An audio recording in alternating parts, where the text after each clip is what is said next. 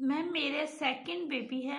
मुझे हर time pelvis area में pressure feel होता है, ठीक है, और हल्की हल्की पेन भी रहती है।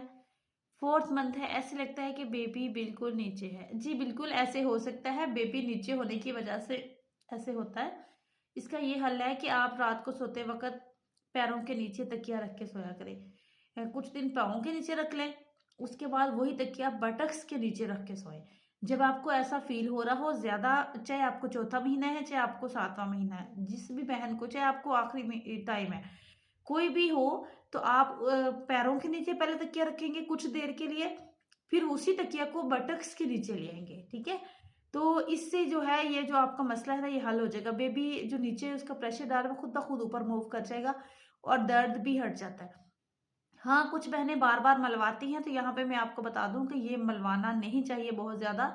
अगर थोड़ा ज़ोर से मलने से प्लेसेंटा भी रप्चर हो सकता है, जिसकी वजह से हल्की-फुल्की ब्लीडिंग, फिर दाग रहने लग जाता है। तो इन चीज़ों से परहेज़ किया करें। टाँगों की मालिश, जस्ट टाँगों की मालिश आप करवा सकती हैं।